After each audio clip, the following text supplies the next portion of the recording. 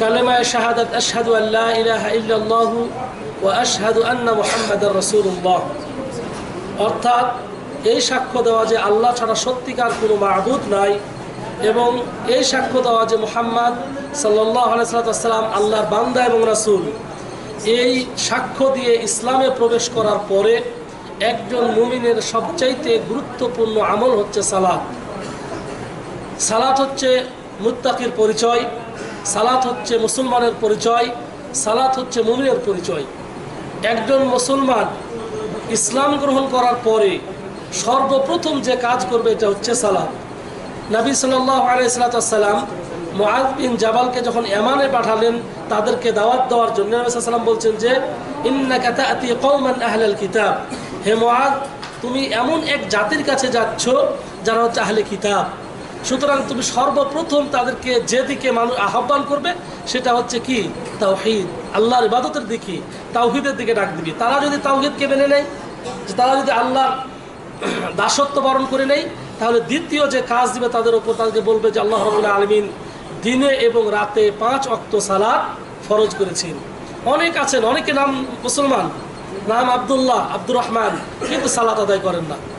এই সালাত মুমিনের পরিচয়, এই সালাত হচ্ছে মুমিনের পরিচয়। প্রকৃত মুমিন যারা সালাত আদায় করে, আল্লাহ রাব্বুল আলামিন বলছেন, শুনুন, আল্লাহ রাব্বুল আলামিন সূরাতুল আনফালের 4 নম্বর আয়াতে বলছেন, ইন্নামাল মুমিনুনা আল্লাযীনা ইযা যুকিরাল্লাহু ওয়াজিলাত কুলুবুহুম وَإِذَا تُلِيَتْ عَلَيْهِمْ آيَاتُهُ زَادَتْهُمْ إِيمَانًا وَعَلَى رَبِّهِمْ يَتَوَكَّلُونَ।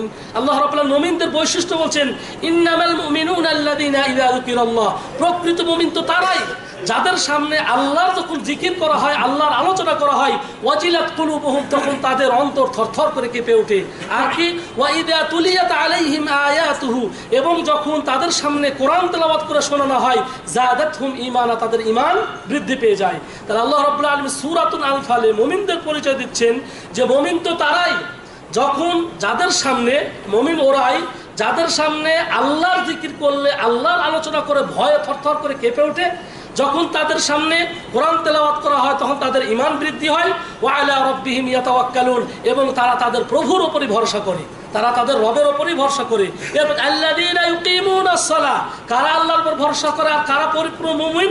আল্লাহ রাব্বুল বলেন আল্লাযীনা ইউকিমুনাস সালাতা ওয়া মিম্মা রাযাকনাহুম ইউনফিকুন, বলছেন যে আর যারা কি করে, ইউকিমুনাস সালাহ, সালাত আদায় করে, ওয়া মিম্মা রাযাকনাহুম ইউনফিকুন, এবং আমি যাদেরকে রিজিক দিয়েছি এই রিজিক থেকে যারা খরচ করে এরা হচ্ছে মুতাওয়াক্কিল, এরাই হচ্ছে আল্লাহর উপর ভরসা করে, এরাই হচ্ছে মুমিন। এরপর আল্লাহ রাব্বুল আলামিন আরো পরিষ্কার করে দিচ্ছেন যে উলাইকা হুমুল মুমিনুনা হাক্কা, এই লোকেরাই হচ্ছে পরিপূর্ণ মুমিন, যারা সালাত আদায় করে এবং আমি তাদেরকে যে রিজিক দিয়েছি এই রিজিক থেকে আল্লাহর পথে খরচ করে, এরাই হচ্ছে প্রকৃত মুমিন।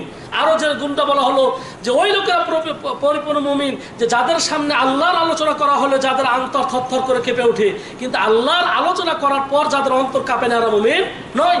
যাদের সামনে কোরআন তেলাওয়াত করে শোনানো হয় কিন্তু তাদের ঈমান বৃদ্ধি হয় না, এরা মুমিন নয়। কেন? অনেকেই আছে যারা কোরআন তেলাওয়াত শুনলে পারে খারাপ মনে হয়। আমাদের দেশে এরকম তো আমরা শুনেছি যে আজান নাকি তাদের কাছে বেশ্যার আওয়াজের মতো মনে হয়। হ্যাঁ, এরকম হয় নাই? বলে নাই? বলছে যে ঢাকা শহরে 15 মিনিটের আজান বিব্রতকর। এরা মুসলমান নয়, এরা মুমিন নয়। মুমিন ওরাই যাদের সামনে আল্লাহর আলোচনা করা হলে অন্তর কেঁপে ওঠে, কোরআন তেলাওয়াত করা হলে মজা লাগে, শুনতে ভালো লাগে। হ্যাঁ, মুমিন তারাই যারা যত কোরআন তেলাওয়াত করবে তত মজা লাগে। অনেকের কাছে কোরআন তেলাওয়াত করলে পারে তাদের বিষ লাগে, খারাপ লাগে, আর মুমিন নয়। এরপরে যারা সালাত আদায় করে এবং যারা আল্লাহর দেওয়া রিজিক থেকে কি করে খরচ করে, আল্লাহর উলাইকা হুমুল মুমিনুনা হাক্কা, এই সমস্ত লোকেরাই হচ্ছে পরিপূর্ণ মুমিন। সুতরাং নামাজ ছেড়ে দিয়ে, নামাজকে বাদ দিয়ে যদি আপনি মনে করেন যে ইমানের পরিচয় দিবেন, এটা হবে না। অনেকে বলে যে আমি নামাজ না পড়লে হলো, হুজুরের থেকে ইমান বেশি আছে। কিন্তু আল্লাহ বলেন উলাইকা হুমুল মুমিনুনা হাক্কা, প্রকৃত মুমিনেরাই যারা কি করে আল্লাহর আলোচনা শুনলে ভয়ে থরথর করে কেঁপে ওঠে, কোরআন তেলাওয়াত শুনলে পরে ঈমান বৃদ্ধি পায়, সালাত আদায় করে, যাকাত আদায় করে, এরাই হচ্ছে প্রকৃত মুমিন। আর কি হয়?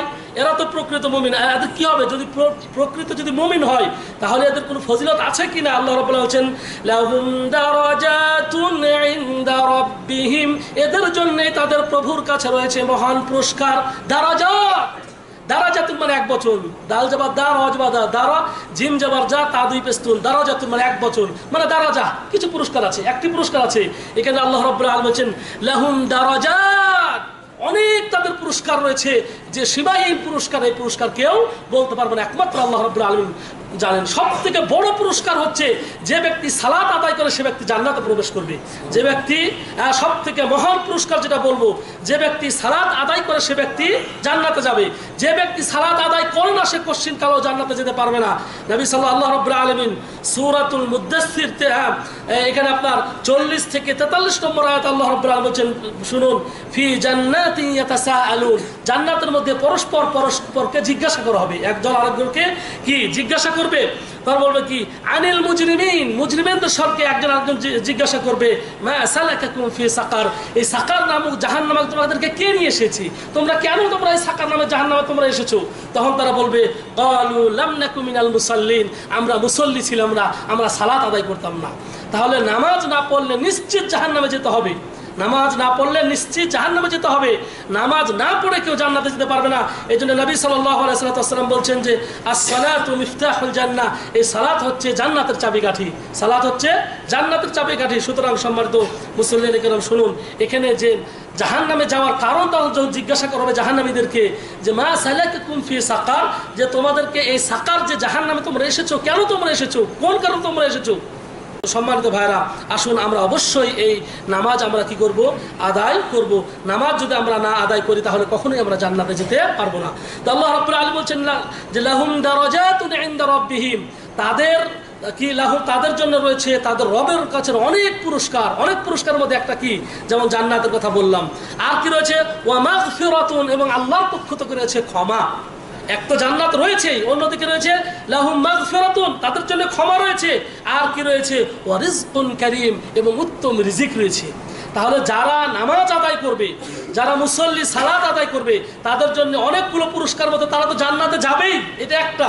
দ্বিতীয় হচ্ছে এদের জন্য ক্ষমা রয়েছে, আল্লাহ রাব্বুল আলামিন এদেরকে ক্ষমা করে দিবেন, অন্যদেরকে এদের জন্য উত্তম রিজিকের ব্যবস্থা আছে। আর আমরা সালাত আদায় করি না রিজিকের কারণে। আল্লাহ রাব্বুল আলামিন এখানে বলছেন যে যারা সালাত আদায় করে, যারা যাকাত দেয়, যারা আল্লাহর আলোচনা শুনে অন্তর কেঁপে ওঠে, এবং যাদের সামনে কোরআন তেলাওয়াত করা হয়, বলছেন যে এরা হচ্ছে প্রকৃত মুমিন। আল্লাহর কাছে মহান পুরস্কার রয়েছে এদের জন্য। একটি হচ্ছে যে বললাম যে জান্নাত তো তারা পাবে, এদের জন্য রয়েছে ক্ষমা, এবং এদের জন্য রয়েছে উত্তম রিজিক। এখন বলি ভাই চলেন নামাজ পড়ি, তো হুজুর মাত্র ডিউটি করে আইলেন তো, হ্যাঁ একটু খানা বানাইতে হইব, মানে খানা বানাতে হবে। আল্লাহ বলছে নামাজের মধ্যে উত্তম রিজিক আছে। কিভাবে রিজিক আছে? হ্যাঁ, নামাজ পড়লে আবার উত্তম রিজিক পাওয়া যায়, কিন্তু আমি এখন নামাজ পড়তেছি না রিজিক বানানোর জন্য, বলতেছি কি না এখন খানা দানা বানাবো, ডিউটি করে আসলাম। কিন্তু এই নামাজ যদি আপনি পড়তেন তাহলে আপনার রিজিকের মধ্যে বরকত হতো, কিন্তু আপনার রিজিকের মধ্যে বরকত হচ্ছে না, আমার রিজিকের মধ্যে বরকত হচ্ছে না। কারণ যে আমি আল্লাহর সঙ্গে কুফরি করে যখন বলছে যে কি মুয়াজ্জিন ডাকছে হাইয়া আলা সালাহ, নামাজের দিকে আসো, হাইয়া আলাল ফালাহ, মুক্তির দিকে আসো, সফলতার দিকে আসো, এরপরে আবার ইকামত দিয়ে যখন সালাত আদায় করছে তখন আমি খানা বানাচ্ছি। হ্যাঁ, অথচ একজন মুসলমানের এটা বৈশিষ্ট্য হতে পারে না যে মসজিদে সালাত হবে আর আপনি খানা বানাবেন বা অন্য কোনো কাজ করবেন। তো সম্মানিত ভাইরা, আসুন আমরা যেন এই পরিপূর্ণভাবে সালাত আদায় করি। আল্লাহ রাব্বুল আলামিন আমাদেরকে সালাত আদায় করার তৌফিক দান করেন। নবী আল্লাহ রাব্বুল আলামিন হাফিজু আলা সালাওয়াতি ওয়াস সালাতুল উসতা, হাফিজু আলা সালাওয়াত, 5 ওয়াক্ত সালাতের তোমরা হেফাজত করো। অনেকে যোহর পড়ে, আসর পড়ে, মাগরিব পড়ে, এশারের সময় খানা বানাই, ফজরের সময় ঘুমায় থাকি। আল্লাহু আকবার। ভাই আপনি 3 ওয়াক্ত পড়লেন, 2 ওয়াক্ত কেন পড়লেন না? অথচ নবী সাল্লাল্লাহু আলাইহি ওয়াসাল্লাম বললেন যে ব্যক্তি এশার সালাত জামাতের সাথে আদায় করলো সে যেন অর্ধরাত্রি পর্যন্ত আল্লাহর ইবাদত করলো, বলে সুবহানাল্লাহ। অন্যদিকে নবী সাল্লাল্লাহু আলাইহি ওয়াসাল্লাম বলছেন যে ব্যক্তি এশার সালাত জামাতের সাথে আদায় করার পরে আবার ফজরের সালাত জামাতের সাথে আদায় করলো সে যেন সারা রাত্রি নামাজ পড়লো আল্লাহর ইবাদত, বলেন সুবহানাল্লাহ। তাহলে আপনি যদি এশারের সালাত যদি জামাতের সাথে আদায় করেন, এরপরে ফজরের সালাত যদি আদায় করেন, তাহলে এই যে বাকি যে সালাত সময়টা রয়েছে সম্পূর্ণ রাতটা ইবাদত হিসাবে আল্লাহর কাছে কবুল হবে, বলে সুবহানাল্লাহ।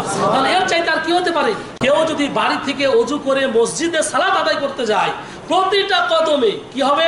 একটি করে গুনাহ মাফ হয়, একটি করে সওয়াব লেখা হয়, আর একটি করে তার কি করা হয়? তার পদমর্যাদা মর্যাদা আল্লাহর কাছে বাড়তে থাকে।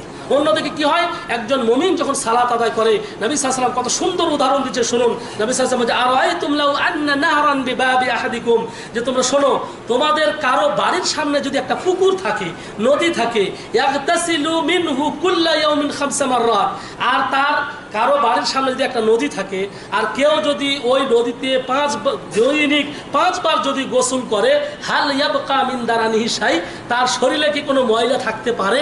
নবী সাল্লাল্লাহু আলাইহি ওয়াসাল্লাম উদাহরণ দিচ্ছেন যে লাউ আরাআইতুম লাউ আন্না নাহরান বিবাবি আহাদিকুম, তোমাদের কারো বাড়ির সামনে যদি একটা পুকুর থাকে আর কেউ যদি সেই পুকুরে দৈনিক 5 বার যদি গোসল করে, তাহলে তার গায়ে শরীরে কি কোনো প্রকার ময়লা আবর্জনা থাকতে পারে? তখন সাহাবীরা বলতেছে যে লা ইয়াবকা মিন ক্বালু লা ইয়াবকা মিন দারানিহি শাই, সাহাবীরা বলে না আল্লাহর রাসূল, তার শরীরে তো আর থাকতে পারে না, 5 বার, একবার গোসল করলেই থাকে না, 2 বার 3 বার 5 বার গোসল করবে, তার শরীরে কোনো প্রকার ময়লা আবর্জনা থাকতে পারে না। নবী সাল্লাল্লাহু আলাইহি ওয়াসাল্লাম বলেন ফাযালিকা মিসলুস সালাওয়াতিল খামস, সুতরাং এটাই হচ্ছে 5 ওয়াক্ত সালাতের উপমা, যে কেউ যদি 5 ওয়াক্ত সালাত আদায় করে, ইয়ামহুল্লাহু বিহিন্নাল খাতায়া, এই 5 ওয়াক্ত সালাতের বিনিময়ে আল্লাহ রাব্বুল আলামিন মানুষের সমস্ত শরীরের মানে তার যে গুনাহ খাতা আছে সব আল্লাহ রাব্বুল আলামিন মিটিয়ে পরিষ্কার করে দেবেন। সুবহানাল্লাহ। সম্মানিত ভাই, কেউ যদি ওযু করে, ওযুর সময় যখন একজন বান্দা মুখ ধোয়, এই যে মুখ দিয়ে টপ টপ করে যে পানি পড়ে, প্রতিটি ফোঁটাতে তার কি হয়, সগীরা গুনাহ ঝরে পড়ে যায়। এক ব্যক্তি যখন হাত ধোয়, হাতের মাধ্যমে হাতের দ্বারা যে ব্যক্তি সগীরা গুনাহ করেছে, এই গুনাহগুলো তার ঝরঝর করে পড়ে যায়। একজন যখন পা ধোয়, পার মাধ্যমে যে সগীরা গুনাহ করেছে, এগুলো ঝরঝর করে পড়ে যায়। নবী সাল্লাল্লাহু আলাইহি ওয়াসাল্লাম বলেছে আউয়ালু মা ইউহাসাবুল আবদু ইয়াউমাল কিয়ামাতি আস-সালাত, বান্দাকে কিয়ামতের মাঠে সর্বপ্রথম যে জিজ্ঞাসা করা হবে এটা হচ্ছে সালাত। সর্বপ্রথম বান্দাকে যে হিসাব নেওয়া হবে এটা হচ্ছে সালাতের হিসাব। যে ব্যক্তির সালাত পরিপূর্ণ হবে, যে ব্যক্তির সালাতের মধ্যে কোনো কমতি হবে না, সালাত ঠিক থাকবে, তার সমস্ত হিসাবগুলো পরবর্তীতে সহজ হয়ে যাবে। আর যে ব্যক্তি এই সালাতের জায়গাতে থেকে যাবে, সালাত সে হিসাব দিতে পারবে না, বাকি সব কিছু তার জন্য কঠিন হয়ে যাবে। সম্মানিত ভাইরা, নবী সাল্লাল্লাহু আলাইহি ওয়াসাল্লাম বলেন ওয়াস-সালাতু নূরুন ওয়াজ-যাকাতু বুরহানুন ওয়াস-সাবরু জিয়াউন ওয়াল কুরআনু হুজ্জাতুল লাহু আলা হুজ্জাতুন লাকা ওয়া আলাইকা। তাহলে এটা বলছে ওয়াস-সালাতু নূর, এই নামাজ মানুষের নূর, জ্যোতি হিসাবে দেখা দিবে।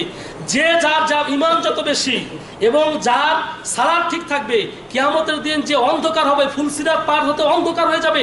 আপনি যদি 5 ওয়াক্ত সালাতের হেফাজত করে থাকেন, তাহলে ফুলসিরাত জন্য আপনি অতি দ্রুত পার হতে পারবেন এবং মনে হয় তা আপনার সামনে মনে হয় আলো এবং জ্যোতি আপনার জন্য হয়ে যাবে। এই জন্য ফুলসিরাত পার হওয়া আপনার জন্য কোনো কষ্টকর হবে না। আর যে ব্যক্তি সালাত ঠিকভাবে আদায় করেনি, যে ব্যক্তি মুমিন নয়, ওই ব্যক্তি কি কখনোই সেই ফুলসিরাত পার হতে পারবে না। তো সম্মানিত মুসল্লিয়ানে কেরাম, আসুন আল্লাহ রাব্বুল আলামিন আমাদেরকে এই 5 ওয়াক্ত সালাতের হেফাজত করার তৌফিক দান করুন। এই আপনার সালাত হচ্ছে ইসলামের একটা খুঁটি। যে ব্যক্তি এই খুঁটির হেফাজত করলো, সে ঘরের হেফাজত করলো, আর যে খুঁটির হেফাজত করলো না, সে ঘরের হেফাজত ঘর এমনি পড়ে যাবে, তাই না? তো নবী সাল্লাল্লাহু আলাইহি ওয়াসাল্লাম বলছে বুনিয়াল ইসলামু আলা খামসিন, ইসলাম 5টি স্তম্ভের উপর প্রতিষ্ঠিত। বলছেন শাহাদাতি আল্লাহ ইলাহা ইল্লাল্লাহ ওয়া আন্না মুহাম্মাদুর রাসূলুল্লাহ, যে বলছে যে একটি হচ্ছে যে এই সাক্ষ্য দেওয়া যে আল্লাহ ছাড়া কোনো মাবুদ নাই এবং মুহাম্মদ আল্লাহর বান্দা এবং রাসূল। দ্বিতীয় হচ্ছে ইকামিস সালাত, দ্বিতীয় নম্বরের খুঁটি হচ্ছে কি সালাত প্রতিষ্ঠা করা। 3 নম্বর হচ্ছে ওয়া ইতাইজ যাকাত দেওয়া।